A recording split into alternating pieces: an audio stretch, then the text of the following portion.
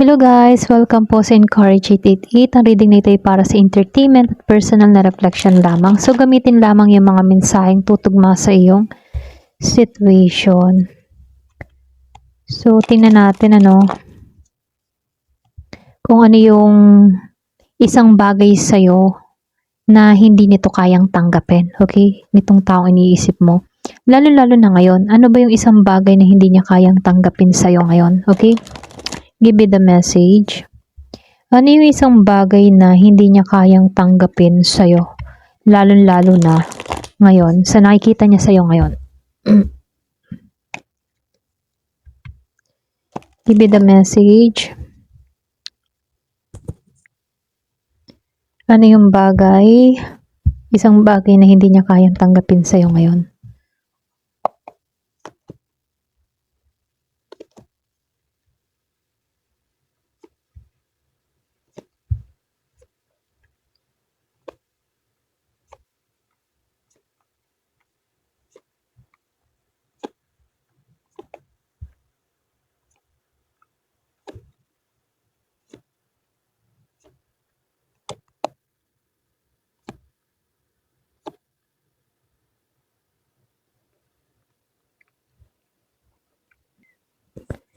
So, dito, lumabas ito si Three of Pentacles at ito, si the Tower upright. Yung iba sa inyo, meron nakikitang Taurus, Virgo, Capricorn.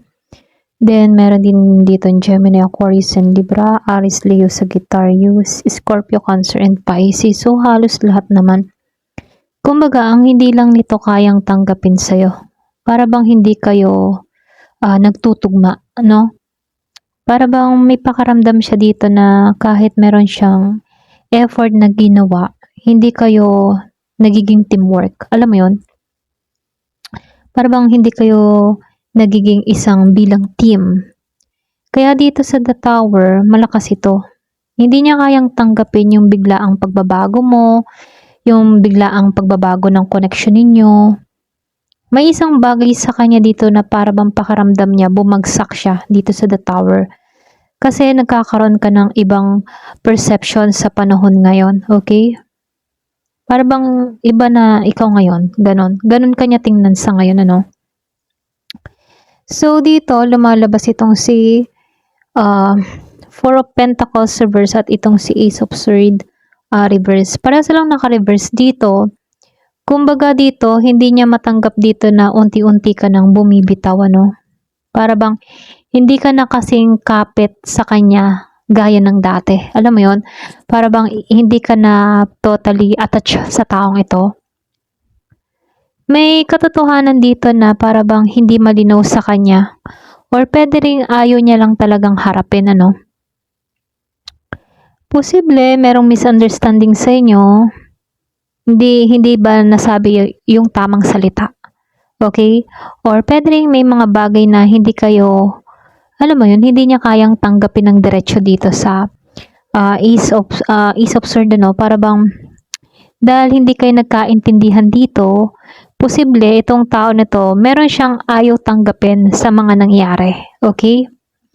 Malakas yung Taurus, Virgo, Capricorn, meron ding Gemini, Libra, and Aquarius. Kaya dito, sa Nine of Pentacles and the Four of Wands, lumalabas, maring hindi niya matanggap yung pagbabago sa self-worth mo, sa pagiging independence mo. Yung iba sa inyo, malakas dito yung Taurus, Virgo, and Capricorn. Okay? May mga energy na para bang, alam mo yun, gusto niyang makita kang nangangailangan sa kanya. Yung bang ikaw yung hahanap or hihingi ng tulong sa kanya. Yun yung gusto niyang mangyari. Pero ngayon para bang pinaninindigan mo sa sarili mo na hindi mo kailangan ng tulong ng taong ito. Pinaninindigan mo sa sarili mo na kaya mong manindigan parang sa sarili mo lang, ganon. Kaya dito, nakikita ka niya na parang merong kang potential na maging masaya kahit wala siya. Nakikita niya dito na kaya mong maging secure yung buhay mo kahit wala siya. Maring hindi niya matanggap na kaya mo magkaroon ng ganito na kahit wala siya. Alam mo yun? Yung manindigan ka sa sarili mo, maging masaya ka, at maging secure yung buhay mo nang wala siya. Okay? Para bang dating para sa kanya, isang malaking sampal yun or isang malaking dagok yun na hindi mo siya kailangan. Ganon. Yung iba sa inyo, pwedeng ikaw nagiging ka lang talagang confident para sa sarili mo na kaya mong tumayo sa sarili mong paa. Ganon. Okay? So, yung iba sa inyo, very independent ka, na kaya mo yung sarili mo kahit wala siya. Ganon. Para bang pinatunayan mo sa kanya dito na hindi mo siya kailangan. Okay? Yung iba sa inyo, hindi halos lahat. So, meron ako nakita ditong Aries, Leo, Sagittarius, Taurus, Virgo, and Capricorn. So, dito, lumalabas, malakas dito yung Aries, then malakas din dito yung Pisces, So, nakikitaan ko lang din dito, yung bang tipo na, ito kasi yung malaking clue si Empress. Kumbaga, hindi niya kayang tanggapin na ikaw, mas nagiging kang attractive sa panahon ngayon, mas nakikita mo yung value mo ngayon. So, nakikitaan ko din dito, very, nurturing yung energy mo, abundant yung energy mo dito. Parang lalo niyang nakikita yung halaga mo ngayon, At pinakikita mo talaga na mahalaga ka. Ganun. Okay? Kaya dito, hindi niya matanggap na hindi siya nagsisimula ulit. Okay? Para bang hindi niya matanggap na walang nangyayaring simula sa connection ninyo gaya na maaaring inaasahan niya. Pero dito, lumalabas na merong bagong cycle na posible hindi natuloy sa inyo. Okay? Meron ditong hindi natuloy na bagong cycle. Okay? So, dito, lumabas to si Ace of Wands and the Devil, Capricorn, and Aries, Leo, Sagittarius. Kumbaga dito, meron siyang hindi matanggap dito sa Eight of Wands, para bang, yung bang tipo na hindi niya matanggap kasi ang bagal-bagal Mabagal yung sitwasyon, para bang may pagtigil sa communication ninyo, okay? Parang gusto niya mag-moving on or mag-movement dito. Alam mo yun?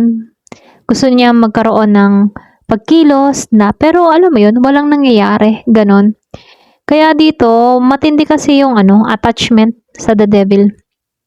Hindi naman to kinakailangan pagdating sa pag-ibig agad. Pero lumalabas kasi, dito pumapasok yung obsession. Okay? Dito pumapasok din yung tukso at selos. Okay? Posible, yung iba sa inyo may pagka-possessive pa nga tong tao na to kasi andun yung emotional dependency niya pagdating sa'yo, Yung mahirap nilang tanggapin dito, hindi kanya kontrolado. Yun yung hindi niya matanggap na dati control ka niya pero ngayon parang kumakalas ka na. Alam mo yun? So, malakas dito fire sign, Aries, Leo, Sagittarius, then Capricorn So, dito meron ako nakitang Gemini, Libra and Aquarius, and Scorpio, Cancer, and Pisces. So, may tendency dito na para bang tinitingnan ka ng tao na to na mula sa malayo and nag-o-overthink siya. Marami siyang iniisip pero hindi niya sinasabi. So, maring may maling assumption tungkol sa'yo, Para bang ramdam ng tao na to, parang mali yata yung inaakala ko sa kanya. Ganon, okay?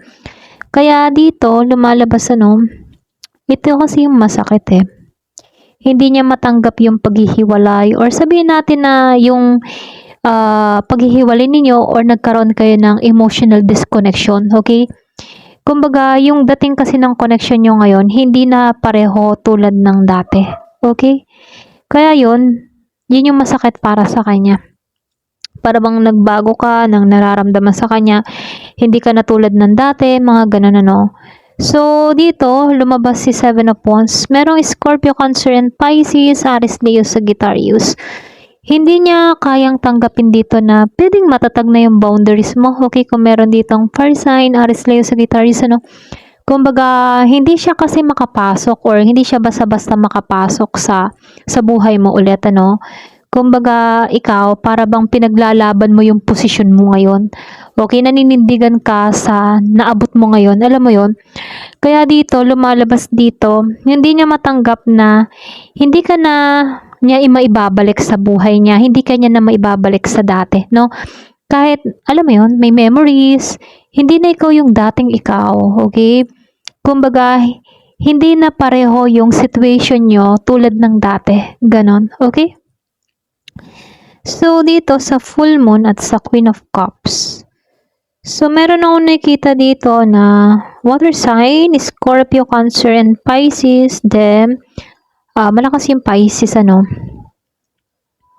Kumbaga dito, no, meron ditong revelation, realization, para bang unti-unting lumalabas sa kanya yung buong picture dito tungkol sa'yo, tungkol sa connection ninyo, no? Kasi dito sa Queen of Cups, nakikita niya na para bang malalim yung puso mo ngayon.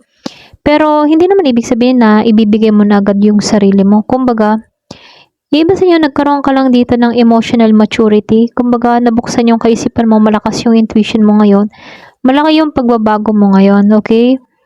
Kaya dito sa The Moon, ano, lumalabas din dito sa The Moon. And kung tutusin, marami siyang moon. Full moon dito, new moon, at the moon, okay? So, nakikitaan ko lang dito, no, sa the moon, Scorpio energy, then meron ditong Gemini, Libra, and Aquarius. Kumbaga, no, unti-unting nabubunyag yung katotohanan. Paragang meron kang natutuklasan mula sa taong ito. Kung before marami kang confusion, marami kang iniisip, maraming maling akala tungkol sa'yo, alam mo yun, ngayon nagsisimula itong mawala, okay? Kung marami itong mga confusion sa'yo before, ngayon parang nagbabago na, hindi na tulad ng dati, no? Kaya dito, sa huli, hindi niya kayang manatiling undecided. Meron siyang realization na talagang kailangan niyang harapin, okay? Ayun.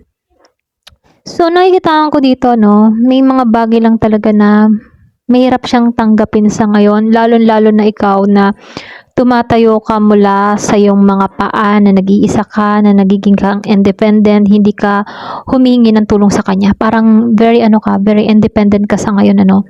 Kumbaga ngayon, nakikita ka ng tao na to na iba ka, para bang pinapakita mo sa taong ito na talagang may value ka, okay?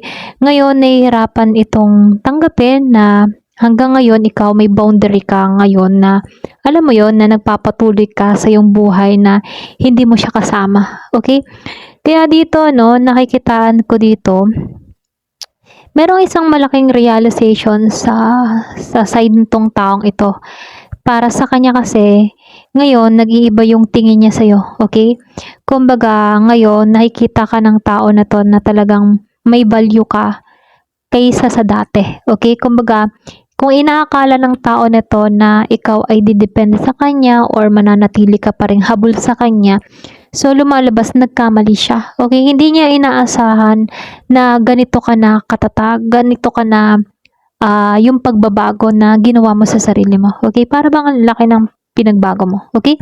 Ayun, ito lang nakikita ko sa'yo. Ayan. Thank you for watching. Love and peace.